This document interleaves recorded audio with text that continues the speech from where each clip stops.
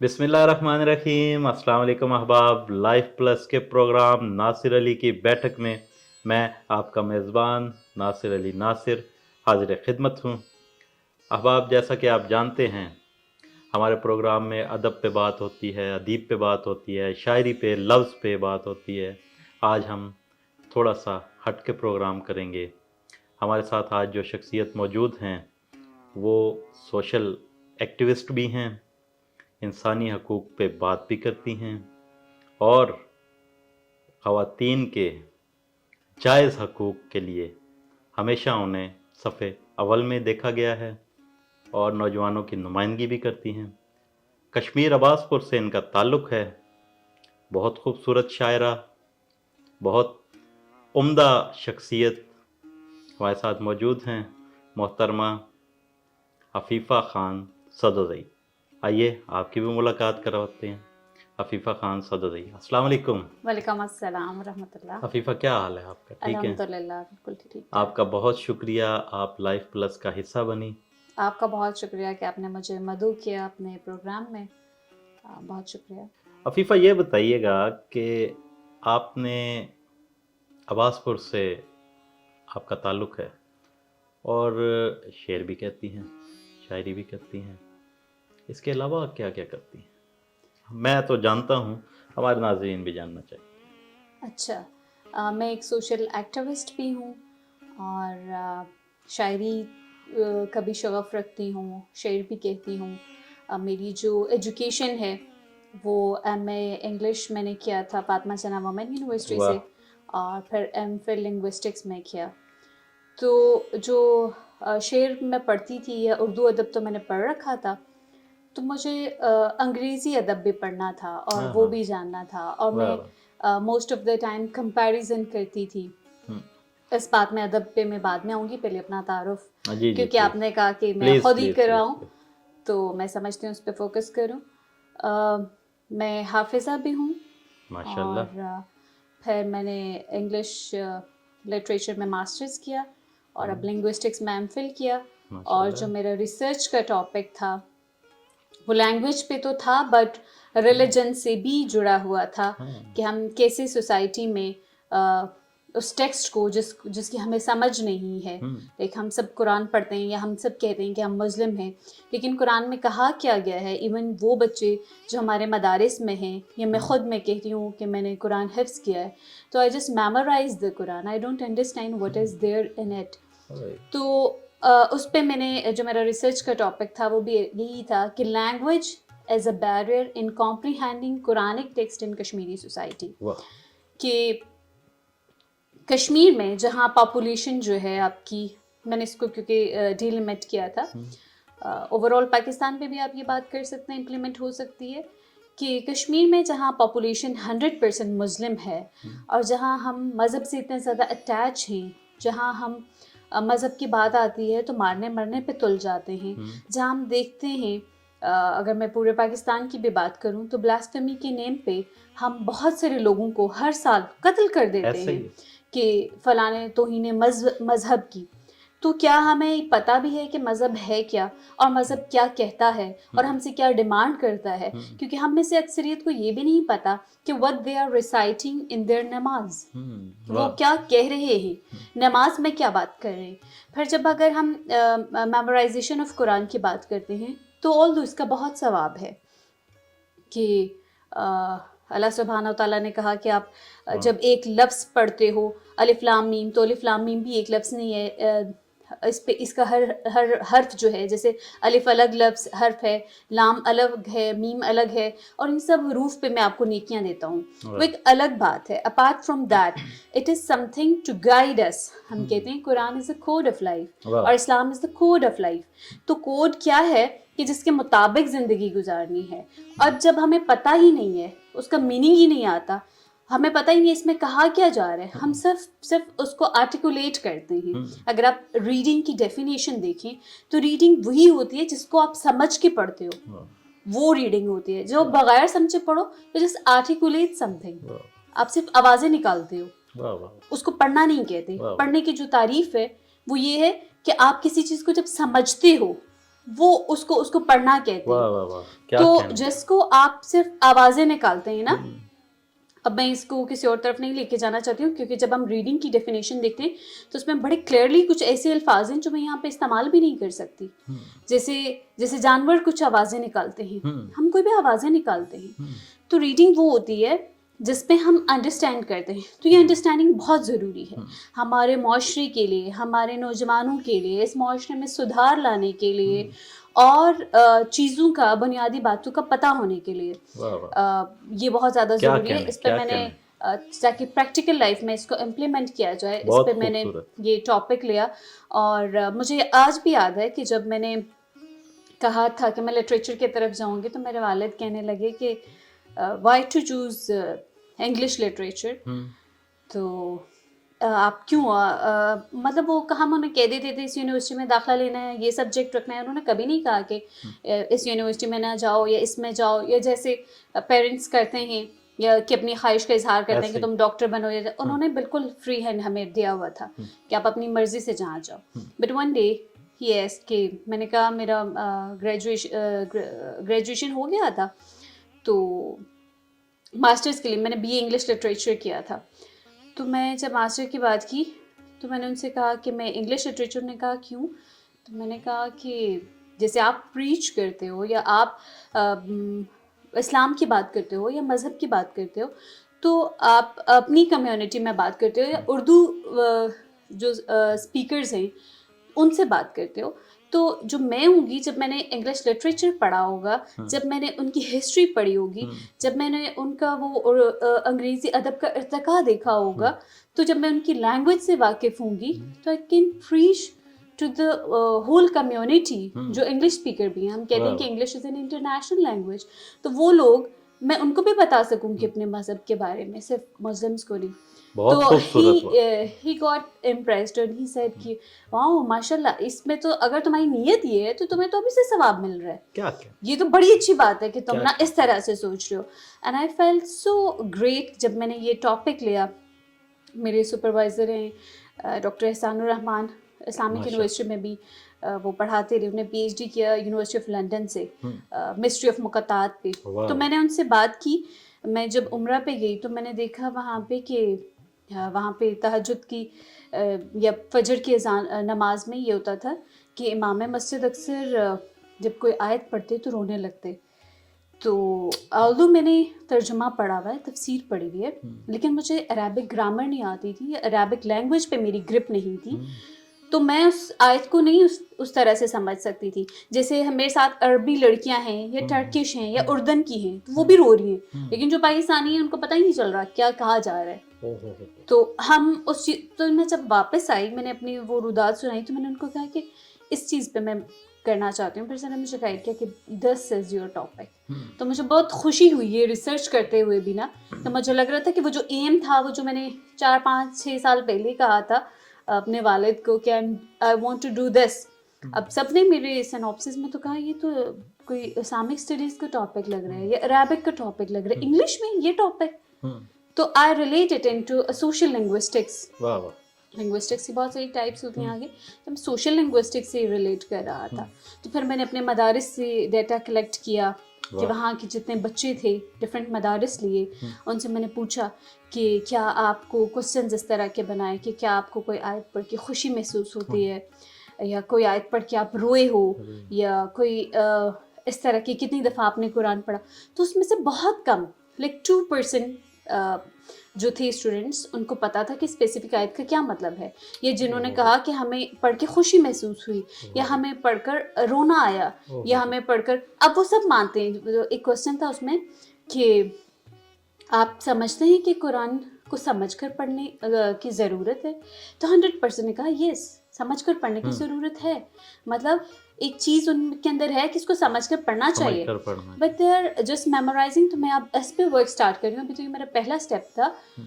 اس پہ میں چاہتی ہوں کہ میں ورک اسٹارٹ کروں کہ ہمارے وہ جو مدارس جو خالی میمورائز کرتے ہیں, although it's a very good thing, یہ بہت بڑی سعادت ہے, یہ بہت بڑی خوشی کی بات ہے کہ ایک بچہ اپنے سینے میں قرآن محفوظ کرتا ہے, یہ بہت اچھی بات ہے, نیکی کی بات ہے. لیکن اس کے ساتھ کہ ہم اپنی زندگیوں کو اس پہ ڈھالنا ہے نا, تو اس کے لیے اس کی سمجھ ضروری ہے.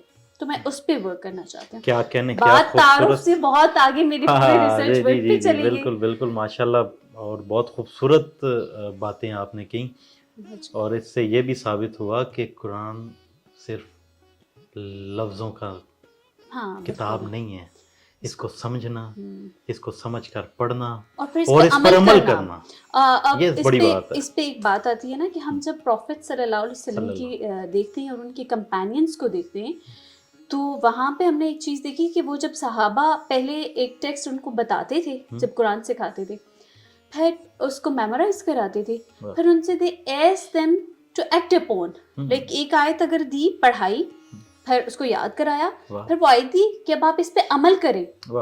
تو پھر آپ اقبال کا وہ شعر ہے کہ قاری نظر آتا ہے حقیقت میں ہے قرآن, پھر آپ وہ بن جاتے ہو, مجسمے قرآن بن جاتے ہو کہ ہاں ایک ایک آیت کو اگر آپ پڑھو, پھر سمجھو, اور پھر اس کو اپنی ڈیلی لائف میں اس پہ عمل کرو, امپلیمنٹ کرو. وہ بات اب آپ دیکھیں انگلش اسپوکن جتنے کنٹریز ہیں, کہیں پہ بھی ایسا نہیں ہوتا کہ قرآن کو خالی پڑھا جائے. یہ صرف ہم مسلمان کرتے ہیں, وہ سب لوگ سمجھ کے پڑھتے ہیں, اس پہ ریسرچ کرتے ہیں اور آگے جاتے ہیں. اب صرف پاکستان کے مسلمان, ہاں صرف ہم لوگ ہیں جو اس کو بغیر سمجھے پڑھتے ہیں. واہ, بہت خوبصورت بات. اچھا یہ بتائیے گا عفیفہ کہ آپ نے انگلش لٹریچر پڑھا, آپ نے اردو بھی ادب بھی اس کے ساتھ ساتھ پڑھتی رہی, ماشاءاللہ حافظ قرآن بھی ہیں, حافظہ قرآن بھی ہیں. آپ کیا دیکھتی ہیں شاعری کا کس حد تک تعلق ہے اسلام سے, اور کیا حکم ہے قرآن میں شاعری کے لیے, آپ کیا کہتے ہیں؟ اچھا, یہ سوال تھوڑا سا یہ ہے کہ کیونکہ جب سورۃ قلم میں دیکھتے ہیں تو وہاں پہ کچھ شاعروں کے لیے وعیدیں کہی گئی ہیں, تو اکثر لوگ ہم جب کہتے ہیں تو وہاں پہ بھی کہ یہ فضول کام ہے, اور شاعروں کو قرآن میں یہ کہا گیا. تو بیسڈ آن کہ آپ کس طرح کی شاعری کر رہے ہیں. اب اقبال رحمہ اللہ بھی شاعر تھے, بٹ ان کی شاعری میں تو فلسفہ ہے, ان کی شاعری میں تو آپ نوجوانوں کو موٹیویٹ کیا گیا ہے, ان کی شاعری میں تو اسلاف کی باتیں کی گئی ہیں, ان کی شاعری میں تو ہمیں اسلام نظر آتا ہے. تو اب یہ بھی کرتا ہے بیس کہ آپ کس طرح کی, کیونکہ ہر چیز جو پرپس لیس ہے اس کو تو اسلام میں کیا گیا ہے نا, کہ ایکسٹریمزم چاہے کسی بھی چیز میں, access of every thing is bad. کسی ایک جذبے کو لے جا کے آپ پیک پہ جا رہے ہیں تو وہ واقعی بیڈ ہوگا, وہ تو آپ کی کوئی بھی مورل ویلیوز کے لیے کہ وہ بیڈ ہے. لیکن آپ کی شاعری میں کوئی مقصد ہے, آپ کی شاعری سے کسی کو فائدہ پہنچ رہا ہے, آپ کی شاعری سے کچھ چینج آ رہا ہے, کوئی بہتری آ رہی ہے, تو اٹس گڈ. اور آپ کو پتہ ہے کہ ہماری اردو کی جو اردو ادب کی دو صنف ہیں, ایک شاعری ہو گئی اور ایک نثر ہو گئی. نثر میں داستان گوئی کے علاوہ جو باقی چیزیں ہیں وہ ہم نے انگریزی ادب سے مستعار لی ہیں. اسی طرح ہمارے پاس جو نظم ہے, اس میں جو ہمارے پاس شاعری کی جو صنف نظم, اس میں ہمارے پاس حمد ہے, قصیدہ ہے, نعت ہے, مرثیہ ہے, یہ سب جو چیزیں ہیں یہ عربی اور فارسی ادب سے مستعار لی گئی ہیں, یہ وہاں سے آئی ہیں. صرف ایک گیت اور اس کو چھوڑ کے باقی یہ سب چیزیں جو نعت ہے, مرثیہ, قصیدہ, یہ سب وہاں سے آئی ہے. وہ لوگ یہاں تک کہ غزل بھی, ہاں یہاں تک کہ غزل بھی شاعری. جی جی. تو اب یہ ہے کہ وہی بات اس کا میں آپ کی بات بالکل آپ کی بات تک میں تو پہنچ گیا, ہمارے ناظرین بھی امید ہے کہ پہنچ جائیں گے. آپ کی بات کا لب و لباب یہ ہے کہ وہ شاعری جس میں مبالغہ کم ہو اور مقصدیت زیادہ ہو, ایسی شاعری سے اسلام نے قطعاً منع نہیں کیا, اور جس میں مبالغہ زیادہ ہو, جھوٹ پہ مبنی ہو, ایسی شاعری کو اسلام نے منع, یا بے مقصدیت ہو, جس میں کوئی مقصد نہ ہو. واہ واہ, کیا خوبصورت بات آپ نے کہی. اچھا یہ ہم لوگوں نے اکثر دیکھا آپ کو, میں تو اپنی بات کروں گا, ہم نے دیکھا آپ نے نوجوانوں کے لیے بہت کام کیا, یہاں تک کہ آپ ایک ماشاءاللہ آپ کے والد صاحب کے نام سے ایک ٹرسٹ ہے, اشفاق ربانی کے نام, ان کے نام سے ایک ٹرسٹ بھی آپ چلا رہی ہیں, اور بہت سارا یہ ابھی پیچھے سیلاب زدگان کے لیے آپ نے بہت کوششیں کی, کاوشیں کی, کئی ٹرک آپ نے سامان جو ہے وہ بھیجا اور ساتھ بھی گئیں. ایک بہت بہادری کے ساتھ آپ نے اس کو پورے سیلاب کا جو معاملہ تھا اس کو آپ نے بڑی بہادری سے آپ نے اس کو دیکھا. آپ اشفاق ربانی ٹرسٹ اس بارے میں بتائیے گا، یہ کیا ان کے مزید آنے والے کام اور ان کے بارے میں کچھ بتائیں. اچھا، یہ ٹرسٹ کیونکہ میرے والد جہاں پہ ایک ریلیجس اسکالر تھے اور جہاں پہ اور وہ ایک سوال اس میں ایڈ اور کر ہم، دیتا ہوں تاکہ آپ کو آسانی ہو.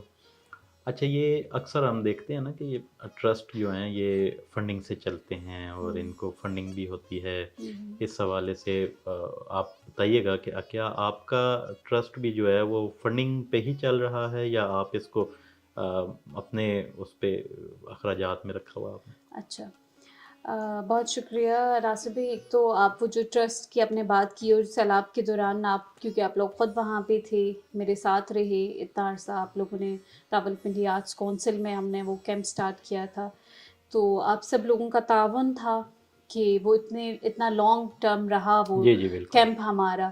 تقریباً 2 مہینے تک ہم نے وہ جی کیمپ جی ایسے لگائے ہی ایسے رکھا. ہی. اور آپ کو یاد ہوگا جب میں پہلے دن آئی تھی تو from nothing we started that, کہ کچھ بھی نہیں تھا. اقرا انصاری تھی اور میں تھی اور ہم لوگوں نے کہا کہ ہم ایک کیمپ لگاتے ہیں، اور پھر آہستہ آہستہ کرتے کرتے وہ سب باتیں تو آپ کے سامنے ہیں. جی ٹرسٹ کی بات کروں گی کہ کہاں سے آغاز کیا. تو میرے والد جہاں مذہبی اسکالر تھے اور جہاں وہ سیاسی اور سماجی شخصیت تھے، وہاں پہ وہ فلاحی شخص بھی تھے. لائک ہر ایک کے کام میں ہر ایک انسان کی مدد کرنا، ہر ایک انسان کے ساتھ، مطلب ہمیں نہیں پتہ ہوتا تھا کتنے لوگوں نے ان کے بعد آ کے بتایا کہ یہاں پہ انہوں نے ہمیں سپورٹ کیا، یہاں پہ انہوں نے سپورٹ کیا. اور ان کا کام اس طرح سے ہوتا تھا کہ ہمارے مدرسے میں کچھ بچیاں تھیں جن کا ایک دن ہمیں پتہ چلا کہ وہ بھی ایسے پتہ چلا کہ انہوں نے کہا کہ ہمارے کپڑے کل کے آپ مدرسے کیوں نہیں آئی؟ تو انہوں نے کہا کہ میم وہ ہمارے کپڑے بھیگے ہوئے تھے. تو کپڑے کیسے بھیگے ہوئے تھے؟ لائک بارش تو نہیں ہوئی باہر؟ تو انہوں نے کہا جی ہمارے گھر کے اندر پانی آتا ہے.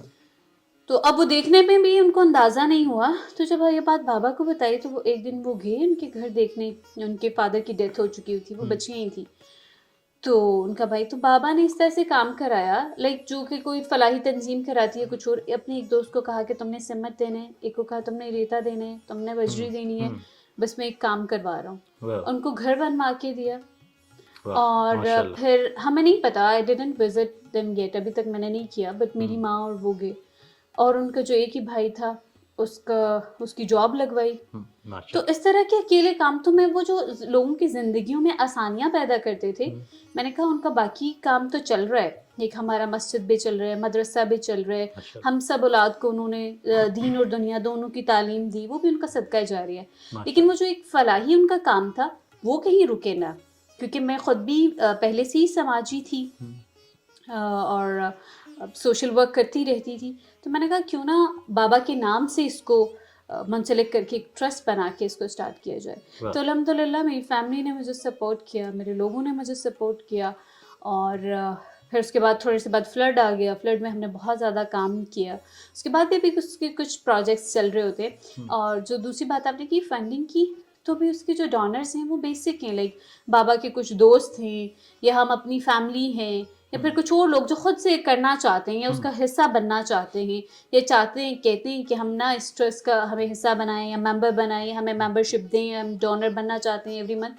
تو وہ لوگ اس میں حصہ ڈال رہے ہیں اپنا. اور کیونکہ ان کو پتہ ہے کہ یہ وہ چیز ہے کہ جو مستحق تک پہنچے گی. کیونکہ ہم خود، ایک وہ ہوتا ہے نا ٹرسٹ کہ آپ کسی اور پر ایک یہ ہے کہ ہم نے خود ہی بابا کے لیے بنایا ہے. تو اس میں کوئی اس جھول والی یا کچھ اس والی بات ہے ہی نہیں ہے کہ ہم خود اپنا انویسٹ کر رہے ہیں اس میں کہ بابا کو اس کا ثواب پہنچتا رہے، اور ان کا وہ جو کام تھا، ان کا جو کاز تھا وہ نہ رکے، وہ چلتا رہے جب تک ہم زندہ ہیں. تو بہت سارے لوگوں کی زندگی میں آسانیاں پیدا جی جی کر رہے ہیں. بالکل، آپ نے خوبصورت بات ماشاءاللہ. لیکن ہمارا جو معاشرہ ہے جہاں پہ ٹرسٹ باقاعدہ بائی نیم ٹرسٹ جو ہے اس کا ڈائریکٹ تعلق جو ہے وہ فنڈنگ کے ساتھ ہوتا ہے. یہ بات آپ بھی جانتی ہیں، ہم لوگ بھی.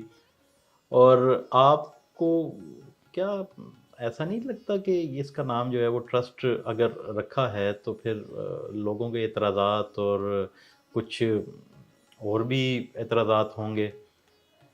لائک جیسے آپ یوں سمجھ لیں کہ کسی हुकूमती सतह पे आपको या इसकी रजिस्ट्रेशन में? हाँ, उसकी रजिस्ट्रेशन का प्रोसेस मेरा चल रहा है अभी, लाइक हमारी फाइल अभी गई हुई है, तो बस उसकी रजिस्ट्रेशन हो जाएगी, फिर तो उसी तरह आप डिफरेंट सोशल वेलफेयर डिपार्टमेंट से होती है, तो उनके पास जो प्रोजेक्ट्स आते हैं वो भी जो फिर रजिस्टर्ड ट्रस्ट हैं या ऑर्गेनाइजेशन हैं, सोशल ऑर्गेनाइजेशंस, वो उनको देते रहते हैं, फिर तो एक बड़ी सतह पर जाएगा। तो क्योंकि अभी मैं ही ज़्यादा इसको देख रही होती हूँ, तो आई हैव अदर वर्क्स कि मेरी रिसर्च भी चल रही है, मेरे और काम भी चल रहे हैं सोशल, तो उस लिहाज से मेरा ज़रा फोकस इस पे भी थोड़ा बहुत वो कम। हुआ है, अच्छा, कम ठीक हुआ हो गया। ये तो हो गई आपकी ट्रस्ट की। उर्दू अदब, है। अच्छा, उर्दू हम अदब। लोग जो हमारा पहला हवाला होता है हाँ, उर्दू अदब। और जिसके साथ हम लोग आज बैठे हैं, जो हमारा हवाला बना हमारी मुलाकात का, हमारे इस तरह मिल बैठने का, वो उर्दू अदब है। तो क्यों ना इस पे थोड़ी सी बात की जाए। ज़रूर। नज़रिया, उर्दू अदब में नज़रिए की अहमियत आप क्या समझती हैं, किस हद तक है? उर्दू अदब में नज़रिए की तो वाकई बहुत अहमियत है। कोई भी शख्स अगर ओवरऑल उर्दू अदब में नज़रिए की बात की जाए, या फिर एक पर्सन की अपनी जो शायरी है या अपना वो उसका उर्दू अदब में जो उसका जर्नी है उसमें नज़रिए की बात की जाए, तो दोनों बड़े अहमियत के हामिल हैं।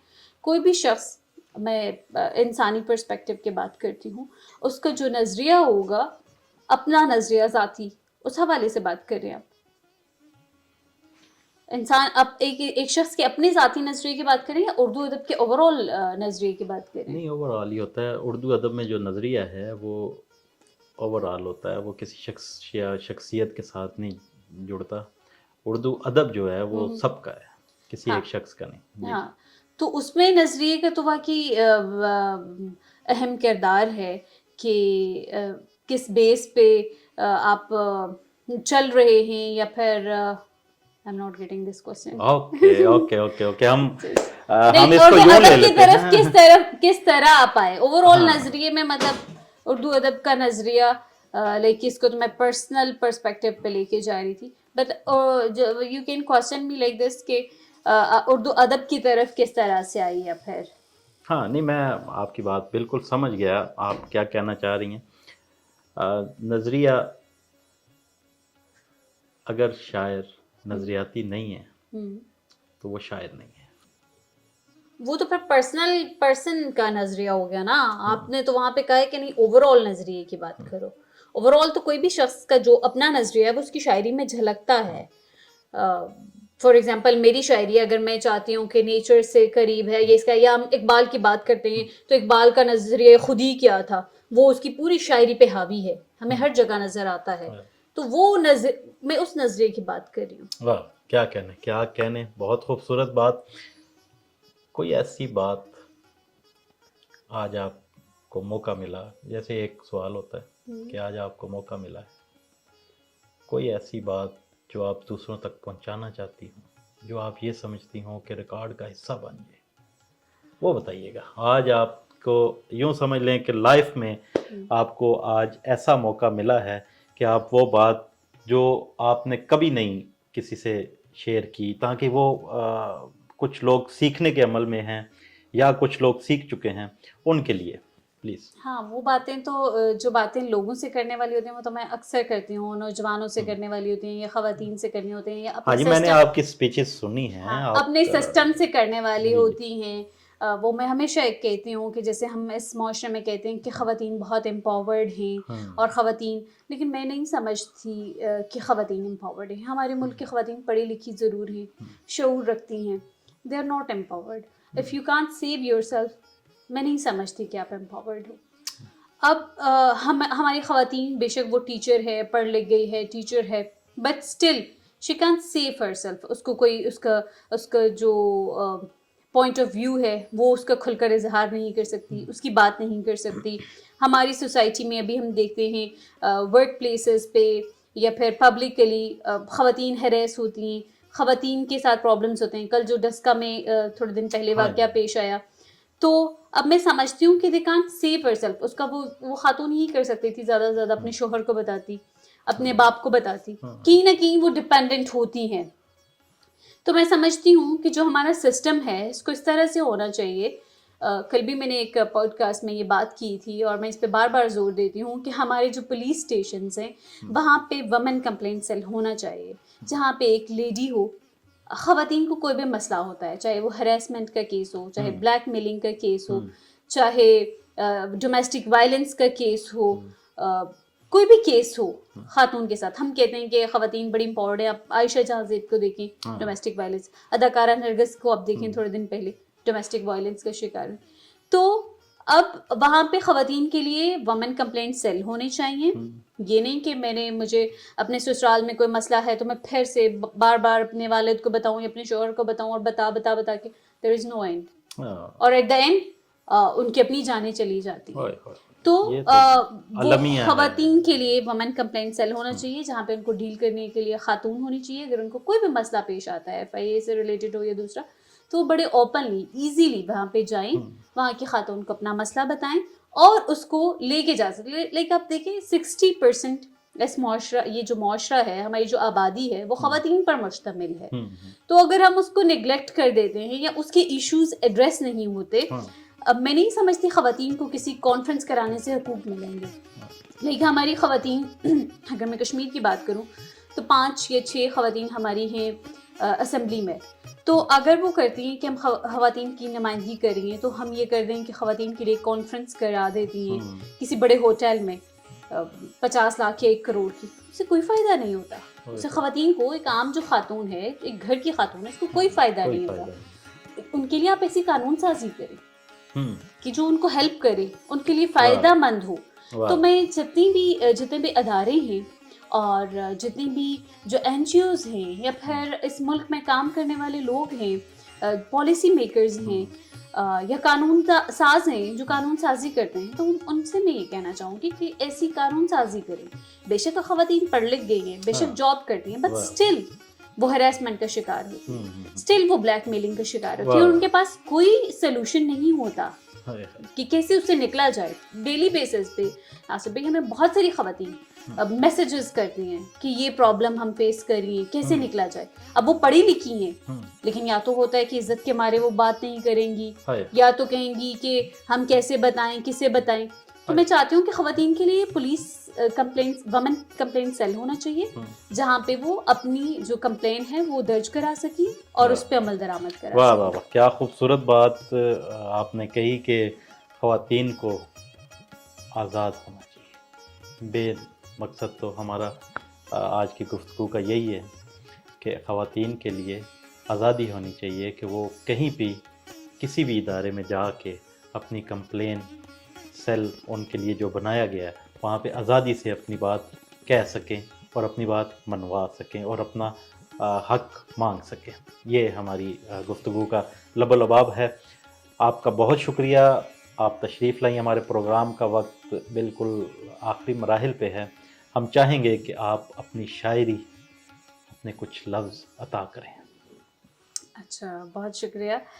میں موسٹلی جو نظم ہے وہ بہت سہولت سے کہتی ہوں اور نظم میں بہت روانی سے کہتی ہوں. مجھے یاد ہے بی یہ کوشچن یہ میں آپ نے ادب میں پہلے آپ نے نہیں پوچھا کہ how you came to this field, کیونکہ میرے والد کو میں نے ہمیشہ دیکھا تھا اردو ادب پڑھتے ہوئے اور وہ مشاعرے بھی پڑھتے تھے اور وہ شاعری لکھتے تھے. میرے دادا فی البدی شاعر تھے.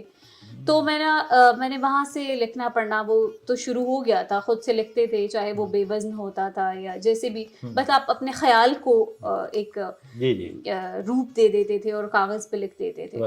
پھر کرتے کرتے مجھے یاد ہے کہ میں ماسٹرز میں تھی جب میں MA انگلش کر رہی تھی، تو وہاں پہ یہ بات کرنا مجھے بھی بہت ضروری تھا کہ میں اپنے ڈپارٹمنٹ سے زیادہ اردو ڈپارٹمنٹ میں پائی جاتی تھی. تو وہاں پہ ڈاکٹر فاخرہ سے میری ملاقات ادھری ہوئی تھی. تو ہم اکثر، کیونکہ انہوں نے بھی انگریزی ادب پڑھا تھا، ڈاکٹر فاخرہ نورین، تو ہم بات کیا کرتے تھے، کمپیریزن کیا کرتے تھے اردو ادب کا اور انگریزی کے ساتھ اور کیا ڈفرینس ہے. اور تو انہوں نے جب شاعری پڑھی تو انہوں نے کہا کہ نہیں ویپا، تمہاری نظم جو ہے وہ زیادہ اچھی ہے. تو you have to be there کہ تم نظم زیادہ کہو. تو میں اشعار اپنے سنا دیتی ہوں جو مجھے زیادہ پسند ہیں. جی بسم اللہ. احد کے بعد سے خندق پہ تھا جانا میں نے، واہ. احد کے بعد سے خندق پہ تھا جانا میں نے، यूं बसत शौक सफर ये भी था बांधा मैंने, आहा वाह, तूने जांचा है रवैयों के तगय्युर को फकत, आहा वाह, तूने जांचा है रवैयों के तगय्युर को फकत, और हर लफ्ज की तलखी को है चखा मैंने। वाह वाह, और आखिरी इसका शेर है कि अपने शजरे का भरम जान से बढ़कर था अजीज, अपने शजरे का भरम जान जान से से बढ़कर था अजीज, पुश्त पर तीर ना इस वास्ते मारा मैंने, आहा पुश्त वाह पर वाह तीर वाह, ना इस वास्ते मारा वाह मैंने। वाह वाह, वाह वाह वाह, जिसमें खाते हैं उसी ज़र्फ में ये छेद करें, हाँ जिसमें खाते हैं उसी ज़र्फ में ये छेद करें, कैसे कैसों को ज़माने में है पाया मैंने, वाह वाह कैसे वाह, कैसों को ज़माने में है वाह पाया वाह वाह। मैंने। आपने कश्मीर पे कुछ लिखा हो, क्योंकि कश्मीर से आपका ताल्लुक है। हाँ, कश्मीर पे बहुत सारी जो मेरी नज़्म है अभी एक मैंने कही थी सरहद पे कि हम सरहदों के बासी हैं। हाँ, वो नज़्म तो काफ़ी लंबी है, फ़ोन में होगी, कि वहाँ का जो ट्रॉमा था और सरहद पे रहने का, वो तो मेरी नज़्म की सूरत में है। अशार भी हैं कुछ। जी जी प्लीज़ अता। मेरे कश्मीर तेरी जुल्फ के लहराते ही, ऊंचे पर्वत पे लगा प्यार का झंडा देखा, वाह वाह और जब भी आवाज़ लगाई है वतन की मैंने, वाह, जब भी आवाज़ लगाई है वतन की मैंने, अपने लोगों में तेरे प्यार को जिंदा देखा। क्या कहने, क्या कहने, क्या कहने हैं। बहुत खूबसूरत, बहुत शुक्रिया आपका। आप तशरीफ़ लाई, लाइफ प्लस का हिस्सा बनी। आज आपसे हमने बहुत कुछ सीखा। हमेशा से मेरी ख्वाहिश रहती है कि मैं जो भी हमारे पास मेहमान आएँ, मैं उनसे कुछ ना कुछ सीखता रहूं। और एक बार फिर आपका बहुत शुक्रिया। लाइफ प्लस की टीम की तरफ से भी मैं आपका शुक्रगुजार हूं। आप तशरीफ़ लाएं, बहुत शुक्रिया जी। नाजरीन, आपने अफ़ीफ़ा ख़ान सदोज़ई की बातें सुनी, उनका नज़रिया इस्लाम और शायरी पे जो उनकी गुफ्तगू है वो भी आपने सुनी। कमेंट में ज़रूर बताइएगा कि आपको उनकी बातें कैसी लगी। मिलते हैं नए मेहमान के साथ, नए सवालात के साथ। तब तक के लिए अपने मेज़बान नासिर अली नासिर को इजाज़त दीजिए। अल्लाह ने के बाद।